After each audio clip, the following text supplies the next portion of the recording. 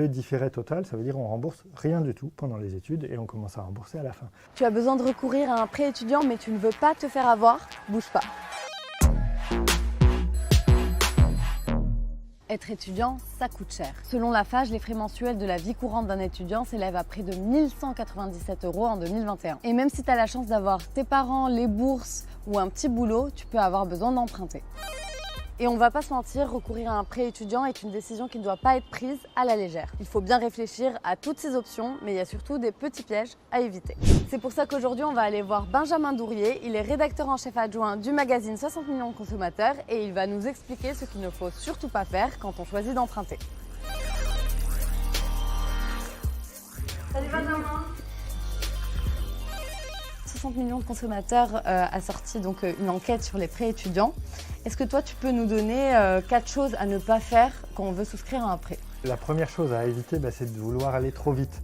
C'est comme tout, un prêt, il faut faire jouer la concurrence. On s'est rendu compte qu'il y a certaines banques qui vont appliquer le même taux pour tous les étudiants et d'autres qui vont pratiquer des taux différenciés. Des taux plus intéressants, plus bas pour ceux qui font des études longues et des taux plus élevés pour ceux qui font des études courtes. L'autre chose à éviter, c'est qu'il faut s'intéresser au différé. Alors le différé, d'abord, il faut quand même expliquer ce que c'est.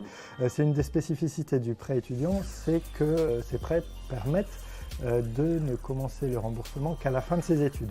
Mettons que je vais faire des études qui vont durer 3 ans, je vais tenter de prendre un prêt avec un différé de 3 ans. Sauf que si par exemple j'ai du mal à trouver du boulot au bout des 3 ans, ça va être compliqué de rembourser le prêt juste à la sortie. Donc plutôt que prendre 3 ans, je prends 4 ans, 5 ans. Et puis si je trouve du boulot juste à la sortie, je vais écourter et commencer à rembourser plus tôt que prévu. Sur le différé, il y a une autre chose qu'il faut choisir au départ, c'est un différé partiel ou un différé total. Le différé total, ça veut dire on rembourse rien du tout pendant les études et on commence à rembourser à la fin. Le différé partiel, on va rembourser un tout petit peu. Alors c'est vraiment pas grand chose, c'est les intérêts, les primes d'assurance, ça peut être une dizaine d'euros par mois. Donc c'est vraiment très peu. C'est vraiment très peu. Ça a quand même une vertu, c'est que ça permet de ne pas oublier qu'on a un prêt qu'il faudra rembourser un jour. Le dernier point, c'est sur le déblocage des fonds. Ce qu'il faut éviter, c'est le déblocage total en une fois au démarrage.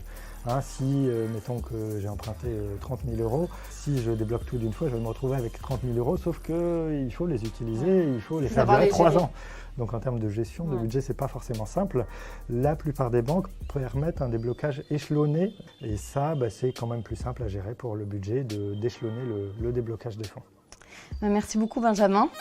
On récapitule, si tu veux emprunter, il faut éviter d'aller trop vite et bien comparer les offres, ne pas choisir un différé total mais lui préférer le différé partiel, ne pas prendre une durée de remboursement trop courte, au contraire, il faut prendre la plus longue et enfin éviter de débloquer son prêt en une seule fois mais plutôt en plusieurs. N'hésitez pas à nous envoyer vos galères en DM et l'équipe T'es Fauché fera son max pour vous aider. Salut!